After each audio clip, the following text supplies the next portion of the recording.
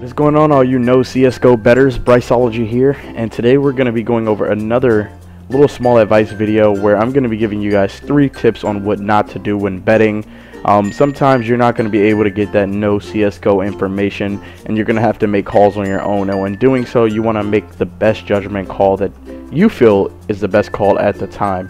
I know a lot of times people often get sidetracked by emotions and other people's opinions on who to bet on, but I'm here to tell you to be more so calm, cool, and collected when trying to pick a team to bet on.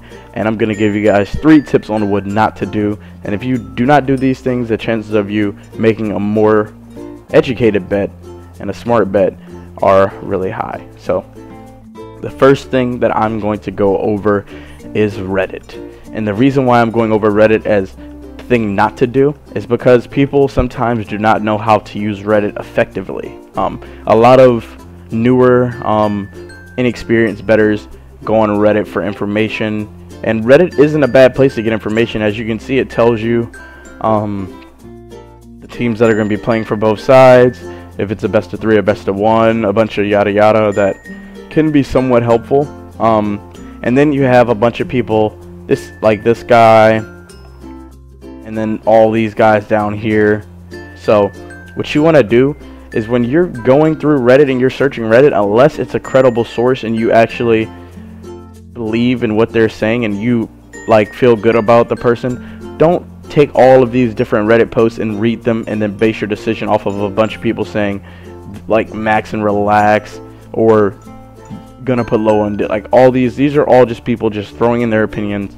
Most of these people, a good chance that they sway. Some people like to bet on underdogs only, so they'll sway and try and get you to max on the overdog because odds do play a role and people fail to realize that.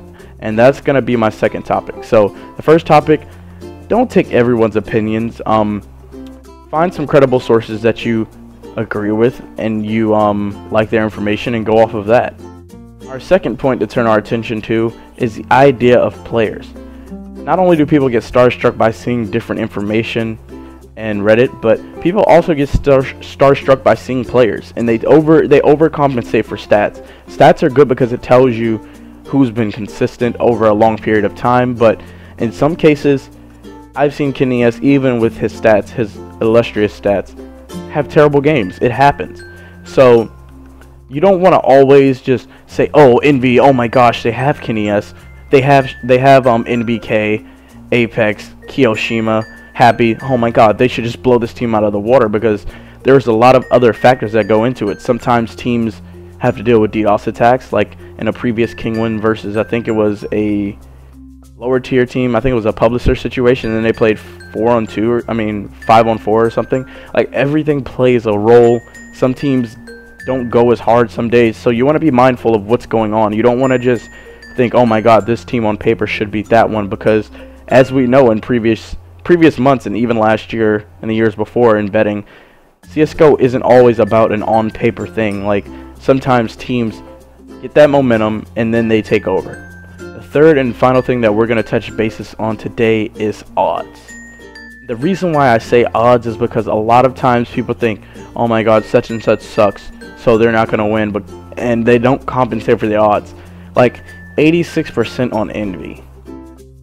Envy has a great record of beating Dignitas, but is it really worth possibly clawing your eyes out just to win $2 or $5 or maybe even 10 on an 86% odds? A game like this, in my honest opinion, if odds are above 80% or if the odds don't seem correct, I just skip anyway. But you have to compensate for odds, because I tell people time and time again that odds make a difference. For example, I'm going to take a look back at this match that I won with 20% odds. In no way, shape, or form should eFrag have 80% odds over SK.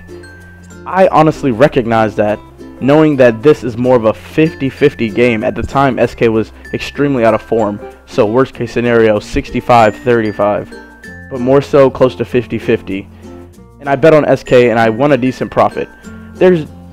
Sometimes you have to realize that the odds for certain teams shouldn't be where they are.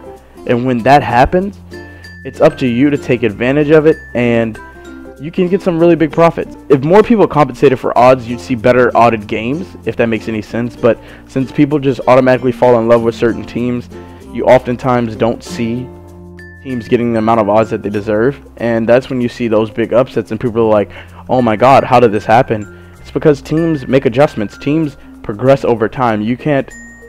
A tier 1 versus a tier 2 team in EU, the odds shouldn't be, depending on the team, the odds shouldn't be like 80-20 or something. Or if it's two tier 2 teams, it should be a 50-50 or around that. You have to pay attention to the odds, and that's going to be our last topic for the day. I hope this did help you guys when it comes to making better bets and feeling more comfortable with your bets. And as always, Bryceology signing out, and remember to know CSGO.